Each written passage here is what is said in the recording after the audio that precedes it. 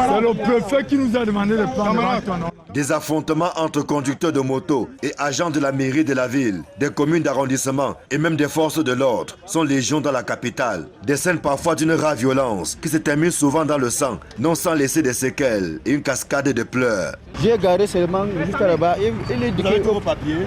Voilà mon papier. Les déclarations de paie, tout ça, j'ai mon papier. Vous ne faites pas le Benskin? Non, voilà ça. Non, je ne fais pas le Benskin, je travaille là sur le pas. Il y a un comité de lutte contre le désordre urbain. Nous avons circonscrit les zones circulables aux mototaximans. Alors, nous ne comprenons pas qu'à la poste centrale, au marché central, ici au boulevard du 20 mai, qu'on retrouve les motos.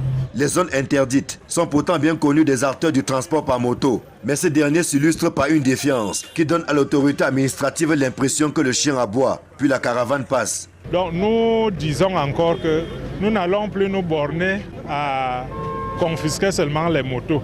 Les passagers même des dites motos auront des comptes à rendre parce que nul n'est censé ignorer la loi. Malheureusement, dans certains cas, les autorités municipales et les forces de maintien de l'ordre ne jouent pas toujours franc jeu, ce qui complique davantage cette opération d'assainissement du centre urbain. J'interpelle donc une fois de plus les municipalités à prendre leurs responsabilités en main. Parce que le désordre qui est en train de gagner notre cité capitale, nous ne pouvons pas laisser ça continuer. Et en plus, lorsque les policiers ou les agents de communes interpellent certaines motos, elles appartiennent aux hommes en tenue, mais pas pour les besoins de service, font le travail. Alors ça nous met un peu, ça nous embarrasse. Les conducteurs de taxi sont également dans le collimateur du patron du Fundi, qui leur donne jusqu'au 15 septembre prochain pour se mettre en règle. Les taximans ne doivent pas avoir des vitres fumées. On cache quoi à l'intérieur?